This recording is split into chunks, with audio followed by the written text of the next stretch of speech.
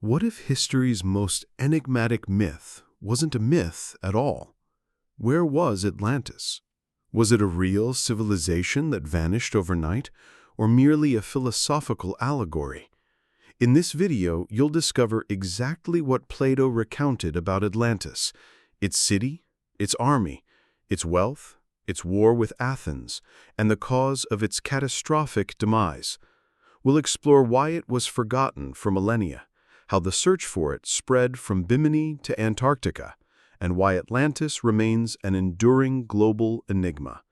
Suggest new topics in the comments and subscribe to the channel. New stories to fall asleep to are posted here daily. The origin of the legend. The story of Atlantis doesn't begin with archaeological digs or ancient oral myths. Its roots lie in a text written at a specific time by a specific man, the Athenian philosopher Plato. Before him, the name Atlantis is absent from all surviving sources, be it Sumerian cuneiform tablets, Egyptian inscriptions, or Greek legends. Everything we know originates from two of Plato's dialogues, Timaeus and Critias.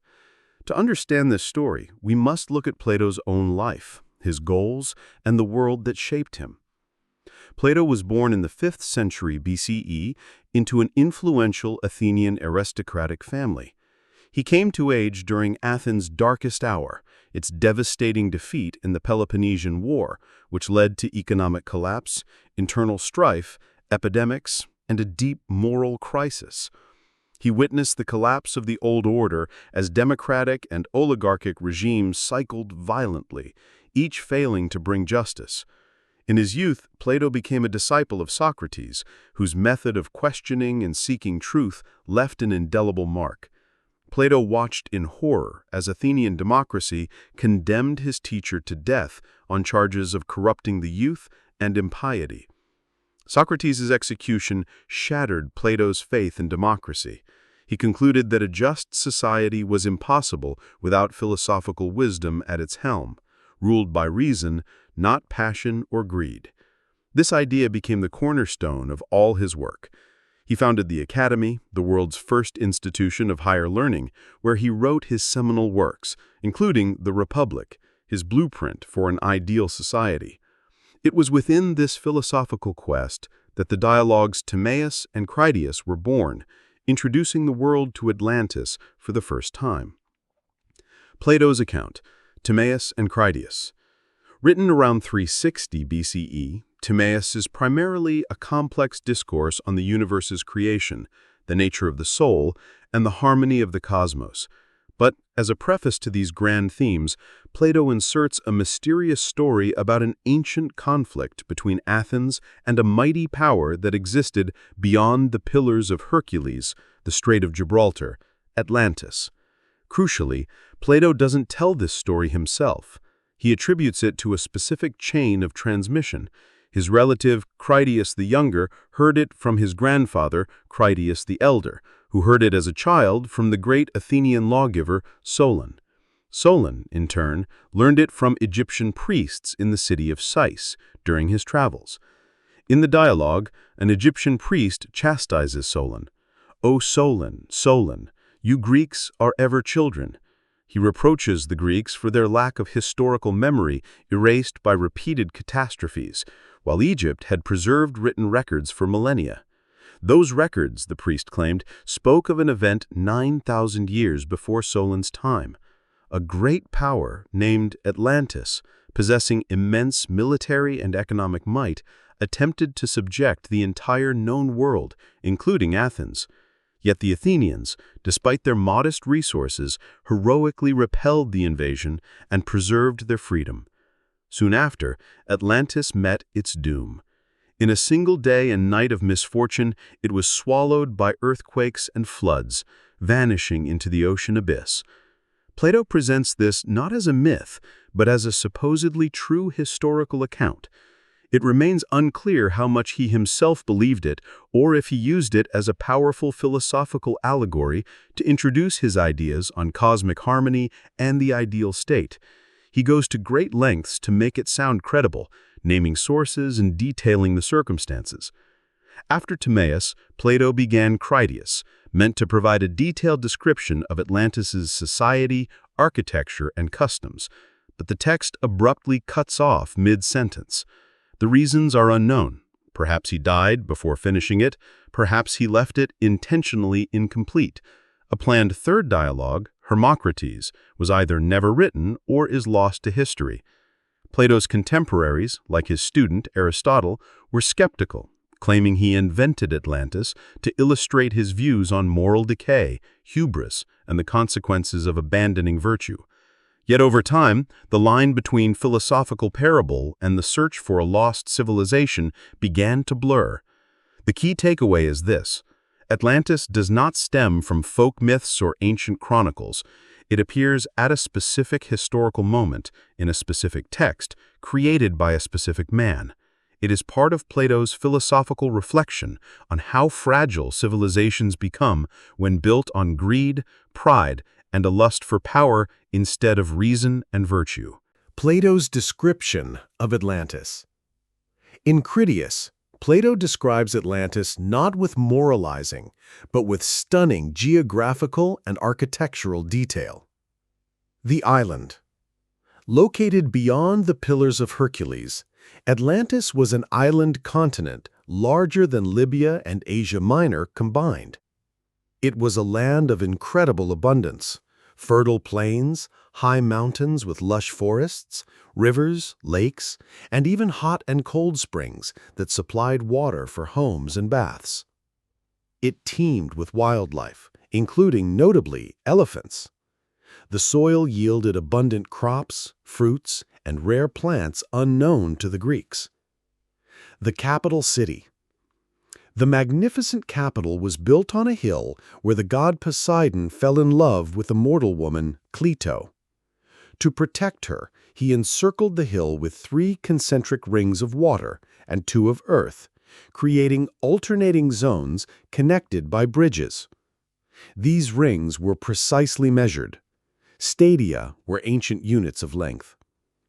A complex system of canals connected these rings to the sea, allowing ships to sail directly to the city's center. Docks, shipyards, and arsenals lined the canals. The city walls were constructed from 3 types of stone: white, black, and red, and sheathed in metals, the innermost wall in orichalcum, a mysterious brass-like metal, the middle in tin, and the outermost in bronze, making the city gleam brilliantly in the sun. At the city's heart stood a magnificent temple to Poseidon and Clito, sheathed in silver with interiors of orichalcum.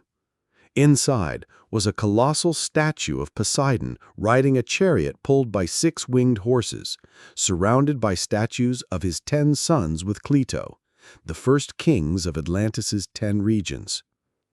The adjacent royal palace was a complex of halls, gardens, and terraces, with floors of ivory, precious stones, and gold. Economy and society. Atlantis's economy was highly advanced, based on agriculture, mining, craftsmanship, and trade. The vast central plain was crisscrossed by a grid of irrigation and transport canals. Each of the 10 regions had its own military and economic specialization, with a strict system of taxation and mobilization for war. Politically, it was a federation of 10 kingdoms, each ruled by a descendant of Poseidon. The supreme ruler was the king of the central city, but the others retained significant autonomy. Important decisions were made at a council held at the Temple of Poseidon, where the kings would swear oaths of loyalty to the gods and each other, sacrificing a bull in a sacred ritual. For ages, Atlantis prospered. Its people lived by the laws, honored the gods, and maintained virtue. Wealth did not corrupt them, and power did not become tyranny.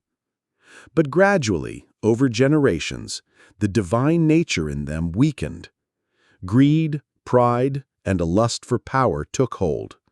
Palaces grew more lavish, festivals more extravagant, and armies more aggressive. The rulers began to ignore their sacred oaths. It is at this point of moral decay that Plato's description ends, setting the stage for its war with Athens and its ultimate downfall. The war with Athens. As Atlantis grew in power and its virtue waned, it ceased to be content with its own prosperity. It turned its gaze outward, seeking to dominate all lands within and beyond the Mediterranean. According to Plato's narrative, it subjugated territories in Libya up to Egypt and in Europe as far as Tyrrhenia, Italy, demanding tribute and troops. This drive for conquest was no longer about need, but internal decay, the moral crisis born of greed and insatiable ambition. The rulers of Atlantis then set their sights on Athens. But these ancient Athenians, as described by Plato, were utterly different from the Athens of his time. They were an ideal society built on virtue, justice, and strict adherence to the laws given by the goddess Athena. They lived simply, honored the gods, and valued harmony over wealth. When Atlantis demanded their submission, the Athenians unequivocally refused, choosing to fight for their freedom. The conflict. Atlantis mobilized a gargantuan force, thousands of chariots, tens of thousands of infantry, cavalry, and a massive fleet. The Athenians, understanding they were outnumbered, conducted a total mobilization. They fortified their city and prepared to rely on unity, courage, and the favor of their gods. The war began with a naval blockade. The heavy Atlantean fleet was countered by the lighter, more maneuverable Athenian ships, which used their knowledge of coastal waters to launch night attacks and ambushes. Unable to secure a victory at sea, Atlantis launched a land invasion. On land, the Athenians used brilliant strategy. They fortified mountain passes, set up ambushes, and harassed the Atlantean supply lines. Drawn into a protracted war of attrition in difficult terrain, the massive Atlantean army lost its advantage. The climax was a great battle where the Athenians lured the main Atlantean force into a narrow valley and annihilated it from three sides. Simultaneously, the Athenian fleet attacked and destroyed the anchored Atlantean ships. The remnants of the Atlantean army fled. The Athenians had achieved a decisive victory, proving that virtue, unity, and courage could triumph over sheer material and numerical superiority.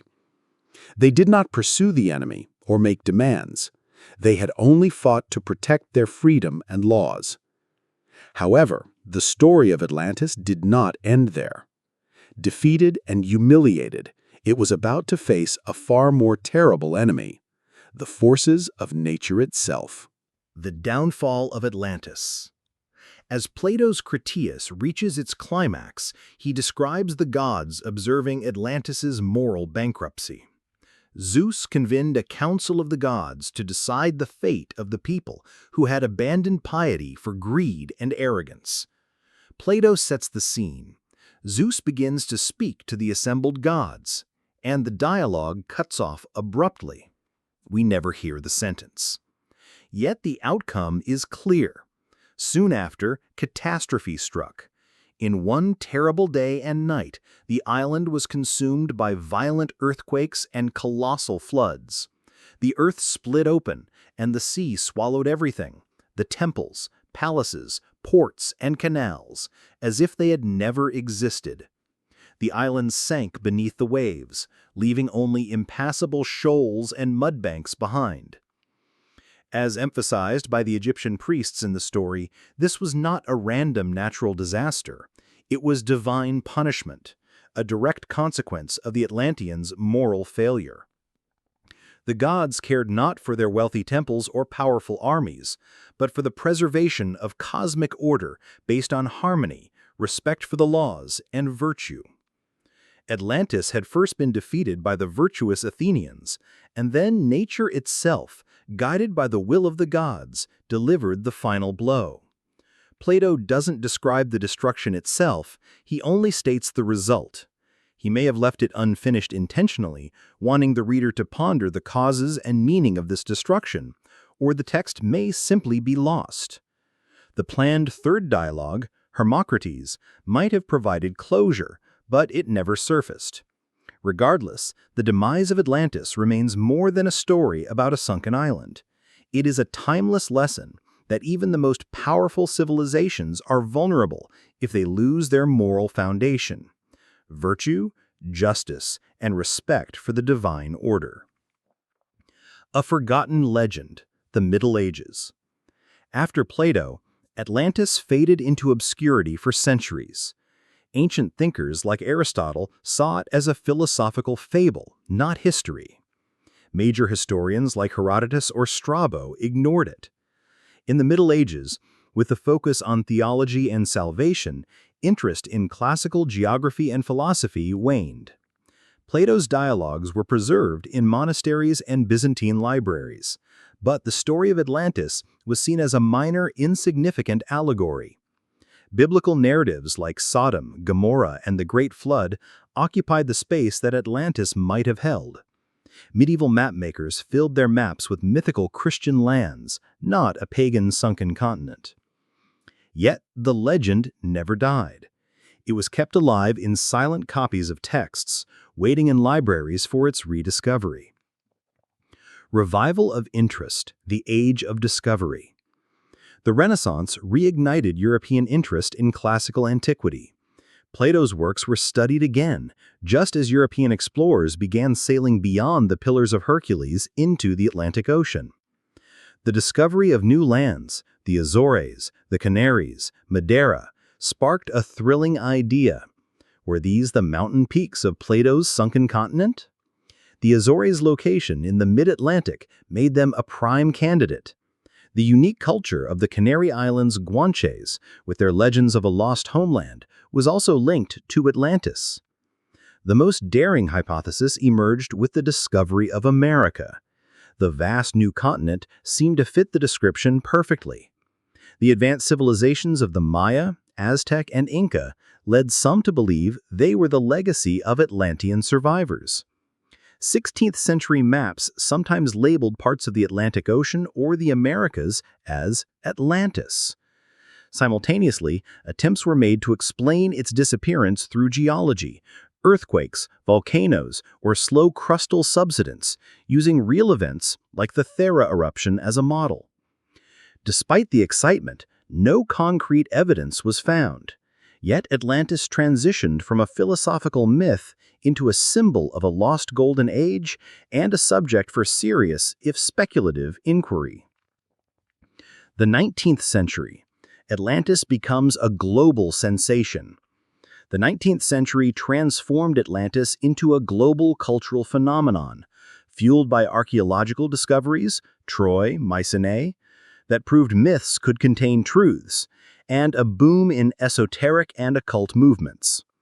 The key event was the 1882 publication of Ignatius Donnelly's book, Atlantis, the Antediluvian World. Donnelly argued Atlantis was a historical reality, the mother culture behind all ancient civilizations, destroyed in a cataclysmic flood. His book became an international bestseller and inspired a wave of followers. Atlantis was now discussed by everyone: scientists, mystics, and writers. Hypotheses placed it everywhere, in the Atlantic, South America, the Caribbean, and even the Arctic. Atlanteans were now credited with advanced technology, flying machines, and crystal energy. Atlantis became a staple of popular culture, appearing in novels, newspapers, and lectures. It had evolved from a parable into a universal symbol of a lost ideal. Scientific searches in the 20th century. In the 20th century, the search for Atlantis began to incorporate modern science, archaeology, geology, and oceanography. The Minoan hypothesis, Santorini, the excavation of Akrotiri, a sophisticated Bronze Age city on Santorini buried by a massive volcanic eruption, c. 1600 BCE, provided a compelling parallel. The catastrophe that devastated the Minoan civilization seemed to mirror Plato's story. However, the geography, inside the Mediterranean, not beyond Gibraltar, and the timing, thousands of years too recent, were significant flaws. The Bimini Road. In 1968, a seemingly man-made underwater rock formation was found near Bimini. Hailed as a road or wall from Atlantis, it was soon identified by scientists as a natural formation of beach rock. Antarctica. Theories proposed by figures like Charles Hapgood suggested crustal displacement moved a temperate, ice-free Antarctica to the South Pole, freezing a once thriving civilization. This contradicts geological evidence showing Antarctica has been frozen for millions of years. Oceanography. Advanced mapping of the seafloor ultimately delivered the most decisive blow. Plate tectonics showed that there is no sunken continent in the Atlantic Ocean. The mid-Atlantic ridge is a volcanic seam, not the remnant of a drowned landmass. Such geological processes take millions of years, not a day and a night. The scientific consensus became clear. Atlantis as a literal continent in the mid-Atlantic is geologically impossible. The search shifted to other locations, Spain, Morocco, the Black Sea, and interpretations, with many scholars concluding Plato crafted a powerful philosophical allegory, not a historical record. Atlantis today. Today, Atlantis thrives more as a cultural icon than a historical puzzle. Science largely views it as a philosophical metaphor, though some historians still seek kernels of truth in cataclysmic events like the Black Sea flood. Modern oceanography has closed the door on a mid-Atlantic continent. Culture, however, has embraced it completely. Atlantis is a powerhouse of inspiration for movies, books, video games, and comics. It is portrayed as a high-tech underwater city, Stargate Atlantis, a magical kingdom, DC Comics, or a lost cradle of civilization, Disney's Atlantis, the Lost Empire. It endures because it speaks to profound human themes, the dream of a golden age, the fear of societal collapse, and the warning that technological and material power are meaningless without wisdom, virtue, and harmony with nature. The myth of Atlantis lives on because it was never just a story about a land that sank. It is a story about us, about how civilizations rise, flourish, make fatal mistakes, and the eternal hope that we can learn from them before it's too late.